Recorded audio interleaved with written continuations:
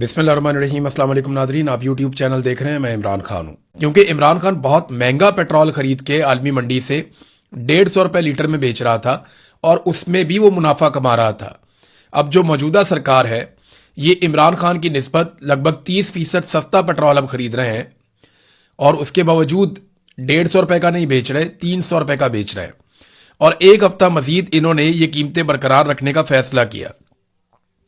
हालांकि हुकूमत के अपने लोग, एस्टेब्लिशमेंट के अपने लोग, वो भी सर पकड़ के बैठे हुए हैं। सहाफ़ी और दानश्वर वो बार बार ये कह रहे थे कि जी पेट्रोल की कीमतें कम करें आप।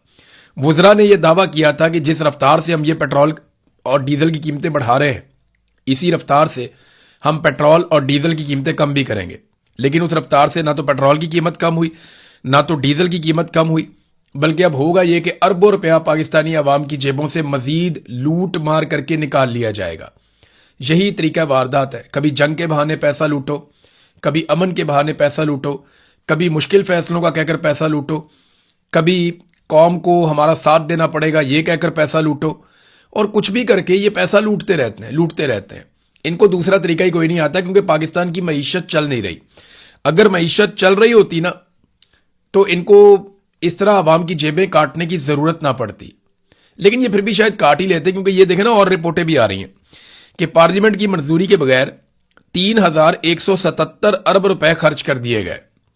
यानी ये कैसे हो सकता है कि एक मुल्क में पार्लियामान मौजूद है और पार्लियामान को ऐसा बेवकूफ़ किया गया है कि पार्लियामान की मंजूरी के बगैर आप जो मर्जी कर दें। देखें ना, अमेरिका में अभी पेंटागन ने पैसा खर्च किया जंग के ऊपर। उन्हें दोबारा पैसा चाहिए था, 80 अरब डॉलर से ज्यादा उन्होंने मांगे। 87 अरब डॉलर डोनाल्ड ट्रंप ने कहा कि वो पार्लियामेंट दे पेंटागन को जंग की बंद में। तो वो पैसा उनकी पार्लियामेंट से मांग रहे हैं। जब तक वो अप्रूवल नहीं देगी वो पैसा उन्हें नहीं मिलेगा, पेंटागन को नहीं मिलेगा जो दुनिया की सबसे ताकतवर फौज है। लेकिन यहां पे पूछते ही कोई नहीं पार्लियामान को। पार्लियामान की मंजूरी के बगैर 3177 अरब रुपए खर्च कर दिए गए। ये कितनी बड़ी अमाउंट बनती है आप जानते हैं? ये 10 अरब डॉलर से ज्यादा पैसा बनता है, लगभग 11, साढ़े 11, 12 अरब डॉलर। इतना पैसा इन्होंने खर्च कर दिया और परवाह ही नहीं की। मुख्तलिफ वजारतों में अरबों रुपए की बेकायदगियां हुई हैं, रिपोर्टें सामने आ गई, को पूछने वाले ही नहीं है। मरियम नवाज साहब अपने खर्चों के बारे में बताती नहीं है। सवाब दीदी फंड्स कहां खर्च हुए कोई नहीं बताता। इश्तिहारात किस मद में कितने कैसे खर्च किए कोई नहीं बताता।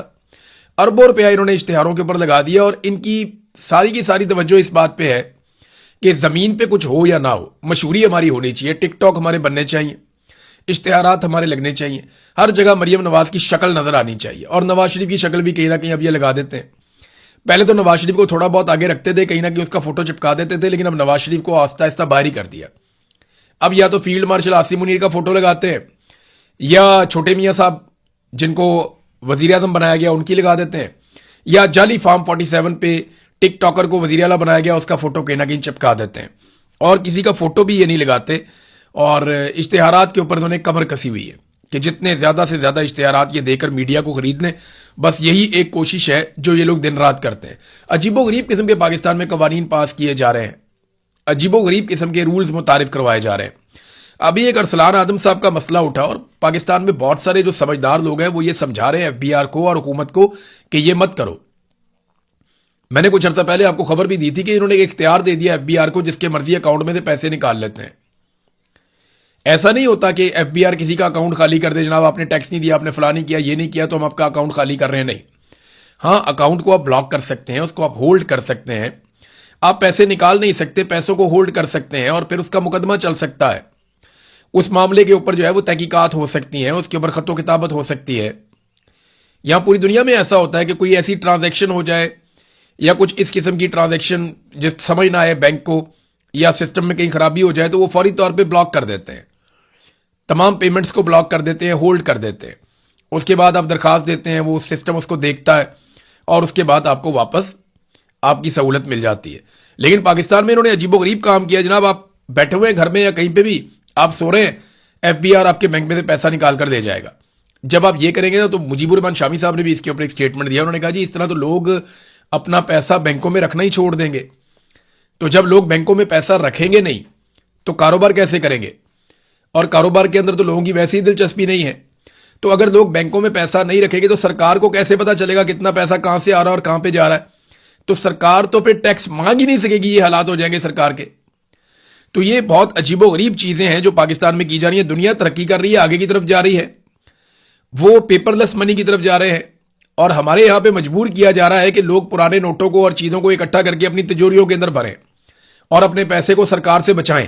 ورنہ کسی بھی وقت سرکار کا موڈ خراب ہو گیا, یا انہیں پیسے چاہیے ہوئے, یا کسی کی شکل سرکار کو پسند نہیں آئی, یا آپ کا موقف سرکار کو پسند نہیں آیا, تو آپ کا پیسہ نکال کے وہ سائڈ پہ کر دیں گے. پھر آپ عدالتوں میں کیس کرتے رہے, آپ عدالتوں کے چکر لگائیں, آپ وکیلوں کے چکر لگائیں, وکیلوں کی فیسیں بھرتے رہے, آپ کے پیسے آپ کو واپس ملیں گے یا نہیں ملیں گے اس کی کوئی گارنٹی نہیں ہے. کسی کا پیسہ جب چاہے وہ ضبط کر لیں. تو جو لوگ پاکستان میں بینکوں میں پیسہ رکھتے ہیں ان کو اس پہ آواز اٹھانی چاہیے, شور مچانا چاہیے, اور حکومت کو ہوش کے ناخن لینے چاہیے کہ یہ حرکتیں کرنے کے بعد آپ الٹا پاکستان کے بینکنگ سیکٹر کو اور پاکستان کی معیشت کو مزید نقصان پہنچا دیں گے. ناظرین, امریکہ اور ایران کے بیچ میں دوبارہ سے لڑائی شروع ہو گئی.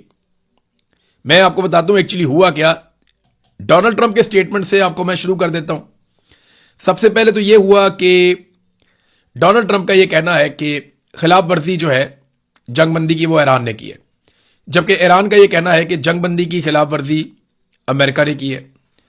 ہوا یہ کہ میں نے آپ کو رپورٹ کیا تھا کہ ایک دن پہلے عمان کے قریب سے ایک نیا راستہ بنانے کی کوشش کی تھی امریکنز نے, کہ یہاں سے وہ آئل ٹینکرز کو اور بحری جہازوں کو نکالیں گے آبنائے ہرمز میں سے.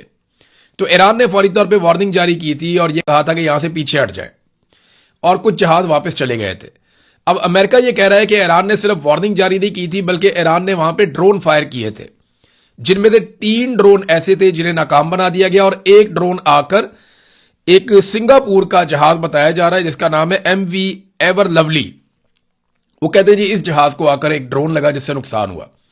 تو یہ جنگ بندی کی خلاف ورزی کی ہے ایران نے. امریکہ کا سٹیٹمنٹ یہ ہے, اور اس کے بعد انہوں نے کہا جی پھر ہم نے ایران پہ حملہ کرنا تھا. اب جو ایران پہ امریکہ نے حملہ کیا ہے اس کے مطابق امریکی جو سینٹرل کمانڈ ہے وہ تصدیق کرتے ہیں کہ انہوں نے ایران کے اندر میزائل اور ڈرون کے گوداموں اور ریڈار کے مراکز کے اوپر بمباری کی ہے. جہاں سے وہ ڈرون اڑاتے ہیں, جہاں سے وہ میزائل اڑاتے ہیں, اور جہاں پہ ان کے ریڈار لگے ہوئے ہیں, ان مراکز کے اوپر امریکہ نے بمباری کی ہے. امریکہ کے مطابق یہ جوابی کارروائی تھی کیونکہ ایران نے 25 جون کو سنگاپور کے ایک کارگو جہاز پر ڈرون حملہ کیا تھا جب وہ جہاز عمان کے رستے آبنائے ہرمز سے گزر رہا تھا. اب دیکھیں, آبنائے ہرمز کے معاملے میں ایران اور عمان نے ذمہ داری اٹھائی ہے اور امریکہ نے انہی کے ساتھ بات چیت کی ہے. تو ایران اور عمان کا یہ کہنا ہے کہ یہاں سے جو جہاز گزریں گے انہیں ہم گزاریں گے. یہ پہلے کی طرح کبھی نہیں ہو سکتا. ہم ماحول کو بچانے کے لیے اور سیکیورٹی پرووائڈ کرنے کے لیے ایک فیس لیں گے, جبکہ امریکہ کہتا ہے یہاں پہ کوئی ٹیکس نہیں لیا جا سکتا. اب اس چیز کا ابھی تک پھڈا پڑا ہوا ہے, ان معاملات کو طے ہونا ہے. لیکن اس بیچ میں امریکہ نے وہاں سے کچھ جہازوں کو گزارنے کی کوشش کی جس سے ایک ٹینشن کریٹ ہوئی, اور اب امریکہ نے باقاعدہ بمباری کر دی ہے ایران کے اوپر. بمباری کے بارے میں جو ایران کا سٹیٹمنٹ ہے وہ بھی میں آپ کے سامنے رکھ دیتا ہوں. یعنی امریکہ نے تو بڑا کیٹیگوریکلی کہا کہ ہم نے حملہ کیا, ہم دوبارہ بھی حملہ کریں گے, اور ہم نے حملہ اس لیے کیا کیونکہ ایران نے جنگ بندی کی خلاف ورزی کی ہے. اور یہ ایکسپریس پہ بھی خبر چھپی ہوئی ہے, BBC پہ بھی چھپی ہوئی ہے, ہر جگہ پہ یہ خبر آ رہی ہے, اور وہ یہ کہہ رہے ہیں کہ ایران کا یہ اقدام عالمی تجارت کی اہم گزرگاہ آبنائے ہرمز میں بحری آمد و رفت کی آزادی کے لیے بھی خطرہ ہے, لہذا جناب امریکہ نے یہ بمباری کر دی ہے. اب اس کے جواب میں جو ایران نے سٹیٹمنٹ دیا وہ یہ ہے. پاسداران انقلاب کا کہنا ہے کہ ایرانی بحریہ اور فضائیہ نے ایران کے شہر سریک پر ہونے والے امریکی حملے کا مقابلہ کرتے ہوئے حملہ آور افواج کو پسپا ہونے پر مجبور کر دیا. پاسداران انقلاب نے دعویٰ کیا کہ امریکی حملہ ناکام بنا دیا گیا ہے اور خبردار کیا ہے کہ امریکی حملے کا جواب اب دیا جائے گا. یعنی اب جو بمباری امریکہ نے ایران میں کی ہے اس کے بدلے میں ایران امریکہ پہ بمباری کرے گا. کہاں کرے گا, کس وقت کرے گا, وہ ایران نے نہیں بتایا, لیکن انہوں نے کہا جی کہ ایران کا رد عمل تیز ہوگا اور فیصلہ کن ہوگا, اور وہ ایسے وقت اور مقام پر کیا جائے گا جس کا انتخاب ایران خود کرے گا. اب دیکھیں نا, ایران نے اگر جوابی کارروائی کرنی ہے تو اس کو فوری طور پہ کرنی پڑے گی. ابھی تک یہ تیسرا ایسا موقع ہے جب ایران کے اوپر اٹیک کیا گیا اور ایران نے صبر کا مظاہرہ کیا. یعنی لاسٹ 2 ایسے موقع ہو چکے ہیں, ایک اسرائیل کی جانب سے اور اس کے بعد ایک امریکہ کی جانب سے بھی, جب ایران نے واپس جوابی کارروائی نہیں کی. اور وہ نہ کرنے کی وجہ یہ ہے کہ جو دوست اسلامی ممالک ہیں جن میں قطر, پاکستان اور مصر وغیرہ شامل ہیں, انہوں نے ایران کو جوابی کارروائی سے باز رکھا تاکہ مذاکرات میں خلل پیدا نہ ہو. اب تیسری مرتبہ یہ انسیڈنٹ ہوا ہے. ایران کو اگر جوابی کارروائی کرنی ہے تو وہ فوری طور پہ کرے گا میرے خیال میں اگلے 24 گھنٹوں کے اندر, اور اگر ایران ابھی جوابی کارروائی نہیں کرتا تو پھر جو مسلم ممالک ہیں، برادر اسلامی ممالک ہیں ایران کے، وہ دوبارہ سے کوشش کر سکتے ہیں ایران کو صبر کرنے کے لیے، تلقین کریں اور ایران کو روکیں کہ آپ جوابی کارروائی نہ کریں، ورنہ یہ جو مذاکرات کا عمل ہے یا جو معاہدہ ایران اور امریکہ کے بیچ میں ہوا جس میں ایران کو بہت فائدہ ہے، وہ معاملہ خراب ہو جائے گا۔ دیکھیں، امریکنز کو یہ بات بھی سمجھ آ گئی ہے کہ ایرانیوں نے نہ تو میدان میں لڑائی ہاری ہے، نہ ہی ایرانیوں نے لڑائی ہاری ہے ٹیبل پہ، اور ٹیبل پہ بھی جو کچھ ایرانیوں نے حاصل کر دیا ہے وہ کچھ کم نہیں ہے۔ تو امریکنز کو آہستہ آہستہ سمجھ آ رہی ہے کہ ایرانی کتنی بڑی لڑائی جیت گئے ہیں اور تاریخ کے اندر بھی ان کی جیت لکھ دی جائے گی۔ تو اب ان کی فرسٹریشن ہے وہ آپ کو نظر آ رہی ہے۔ ایران کا دیکھنا پڑے گا وہ صبر کرتا ہے یا دوبارہ سے اٹیک کرتا ہے۔ ایران نے اس کے اوپر اپنا ایک سٹیٹمنٹ بھی جاری کر دیا۔ ایک اور ڈیولپمنٹ ہوئی ہے ناظرین اس ریجن میں، اور وہ ڈیولپمنٹ ہوئی ہے لبنان اور اسرائیل کے بیچ میں۔ امریکہ نے ثالثی کروائی اور ایک فریم ورک کا ایک معاہدہ ہے اس کے اوپر دستخط کر دیے گئے۔ یہ لبنان اور اسرائیل کے بیچ میں مذاکرات ہوئے، اسرائیل بھی خوش ہے، لبنان بھی خوش ہے۔ یہ دونوں ممالک تو خوش ہیں لیکن حزب اللہ خوش نہیں ہے۔ حزب اللہ نے اس کے خلاف بھی سٹیٹمنٹ جاری کیا ہے، اور حزب اللہ کا کہنا ہے کہ وہ اس طرح سرنڈر نہیں کریں گے اسرائیل کے سامنے۔ دیکھیں، اس کو ذرا تھوڑا آپ کو سمجھنا پڑے گا کہ لبنان کے اندر جو حکومت ہے وہ اتنی مقبول نہیں ہے، وہاں پہ حزب اللہ حکومت سے زیادہ مقبول ہے، لیکن حکومت حزب اللہ کی نہیں ہے۔ حزب اللہ کے لوگ حکومت کا حصہ ضرور ہیں۔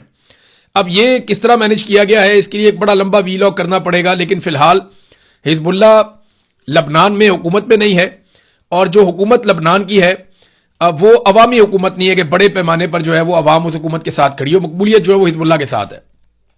اب معاملہ یہ ہے کہ جو حکومت ہے اب وہ حزب اللہ سے بھی اس کو پرابلم دیں، اور اسرائیل کے ساتھ ان کے معاملات اچھی طرح طے ہو جاتے ہیں، امریکنز کے ساتھ ان کے تعلقات اچھے ہیں۔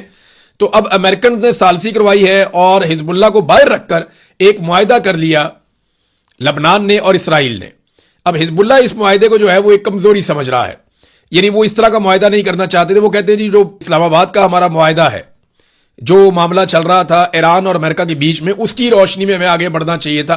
بہرحال یہ چیزیں چلتی رہیں گی، ابھی دیکھتے ہیں کہ اسرائیل اور حزب اللہ کے بیچ میں آنے والے وقتوں میں معاملہ کیا ہوتا ہے، کیونکہ حزب اللہ یہ کہہ رہا ہے کہ وہ اپنے ہتھیار بھی تیار رکھیں گے اور وہ لڑائی کے لیے بھی تیار رہیں گے، اور وہ کسی قسم کا قبضہ برداشت نہیں کریں گے۔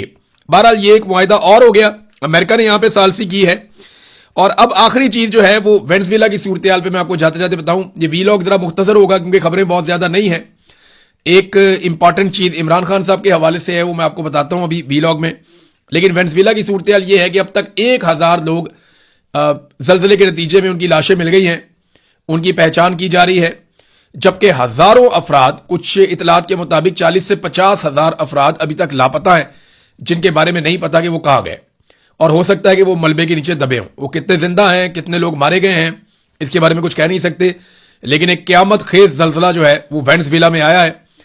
جاپان میں میری کچھ لوگوں سے بات ہوئی، انہوں نے یہ کہا کہ پہلی مرتبہ ایسا ہوا کہ زلزلہ آیا اور سونامی کی وارننگ جاری نہیں کی گئی، ورنہ جاپان میں پورا ایک سسٹم کام کرتا ہے کہ جیسے ہی سمندر میں زلزلہ آتا ہے یا کوئی بھی ایسی حرکت ہوتی ہے تو سونامی کی وارننگ جاری کی جاتی ہے اور لوگ فوری طور پہ جو حفاظتی تدابیر ہے وہ اختیار کرتے ہیں۔ لیکن بڑے لمبے عرصے کے بعد انہوں نے پہلی مرتبہ یہ محسوس کیا کہ یہ زلزلہ تو آیا لیکن سونامی کی وارننگ جاری نہیں کی گئی، اور یہ زلزلہ بھی اسی علاقے میں آیا جہاں پہ پہلے سونامی آ چکی ہے۔ اب وہاں جو میری لوگوں سے بات ہوئی وہ کہہ رہے جی ہم تو حیران ہو رہے ہیں کہ یہ کیسے ہوا۔ پاکستانی وہاں پہ جو موجود ہیں انہوں نے کہا جی اس سے پہلے کبھی ایسا نہیں ہوا، اور میں آپ کو پہلے بھی یہ بات کہہ چکا ہوں کہ جو زلزلے اب آئے ہیں یہ قدرتی زلزلے ہیں یا کوئی سائنسی عمل کا نتیجہ ہے، اس کے بارے میں ابھی ہم کچھ کہہ نہیں سکتے، لیکن فیوچر میں آپ کو بہت ساری ایسی باتیں پتہ چلیں گی جو ابھی آپ کو نہیں پتا۔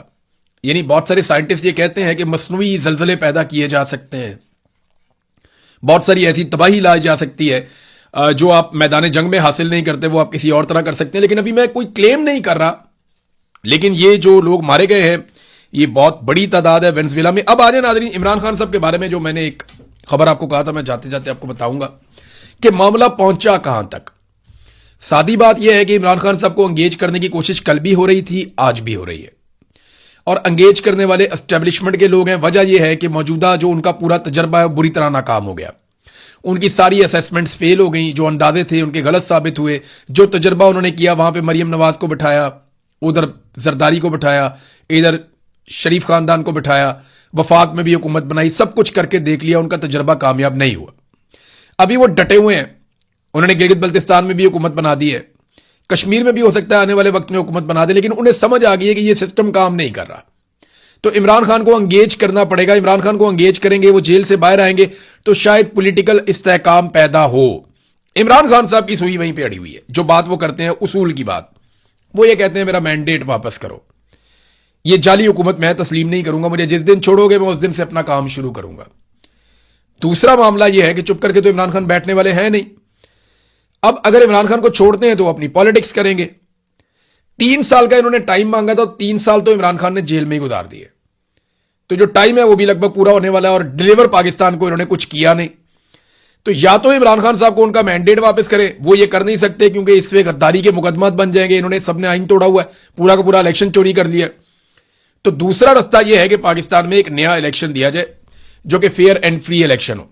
आसिम मुनीर साहब ये कभी नहीं चाहेंगे और ना ही शहबाज शरीफ या जरदारी ये चाहेंगे, लेकिन पाकिस्तान की मिलिट्री को यह सोचना पड़ेगा और इदारों को और तमाम जितने पाकिस्तान के स्टेक होल्डर्स हैं उनको यह सोचना पड़ेगा कि क्या इन 4-5 लोगों की जिद की वजह से वो पूरे मुल्क का नुकसान कर सकते हैं, सारे इदारों का नुकसान कर सकते हैं और इतना बड़ा नुकसान कर सकते हैं जिसका मुनाफा बहुत छोटा सा है। अब तक के लिए इतने, अपना ख्याल रखिएगा, अपने इस चैनल का भी। अल्लाह हाफिज।